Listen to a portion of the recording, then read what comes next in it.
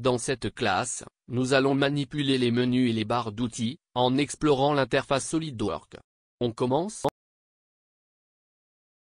avec un nouveau fichier de pièces ouvert. Notez qu'en haut de l'écran, nous avons des menus et quelques icônes d'accès.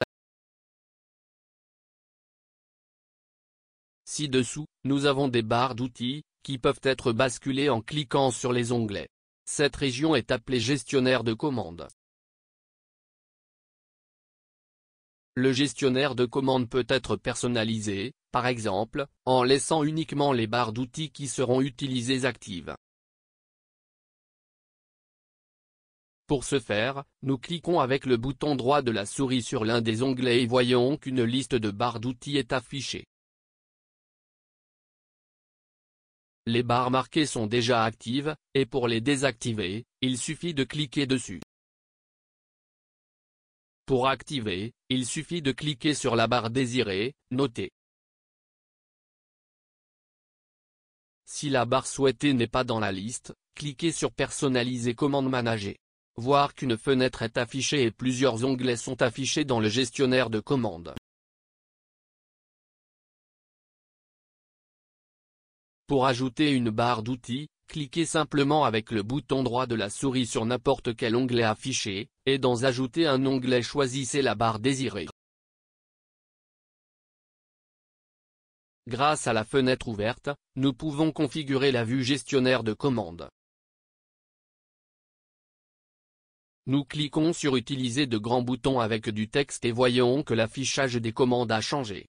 Les icônes plus grandes portant leur nom sont maintenant affichées.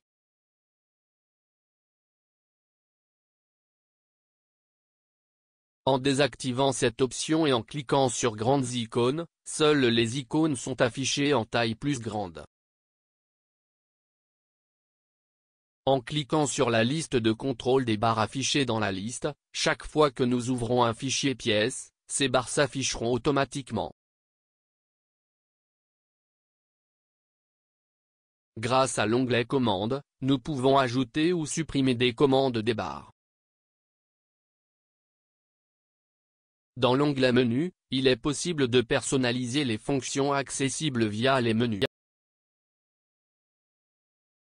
Dans l'onglet Clavier, nous pouvons voir les raccourcis par défaut pour les commandes ou fonctions SolidWorks et nous pouvons également ajouter ou modifier des raccourcis, voyons.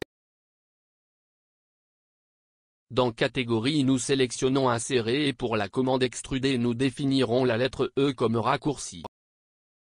Cependant, un message nous indique que la lettre E est déjà définie comme un raccourci vers une autre fonction. Nous cliquons sur Nom et saisissons la lettre D. Voir, ce raccourci peut être utilisé.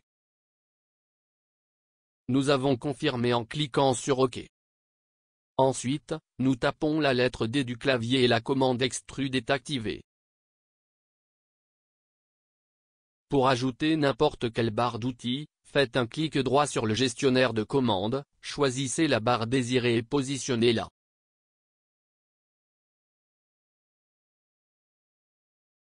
Sur le côté gauche de l'écran logiciel, nous avons une division avec quelques onglets.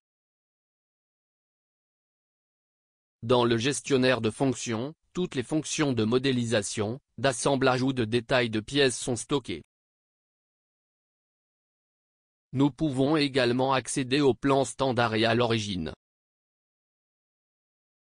L'onglet Property Manager est automatiquement activé lors de l'accès à une commande. Configuration Manager vous permet de créer des paramètres et sera étudié plus tard.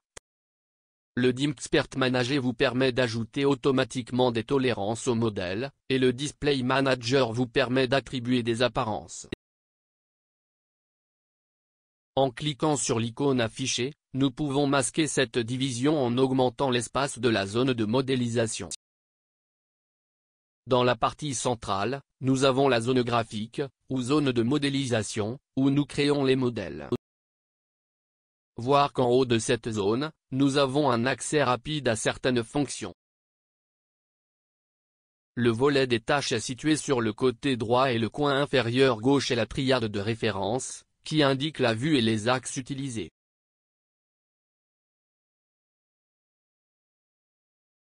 Ci-dessous, nous pouvons passer à l'environnement étude de mouvement, et dans la dernière zone de l'écran, nous avons la barre d'état, qui indique la version de SolidWorks utilisée, ainsi que l'état des opérations effectuées dans la zone graphique.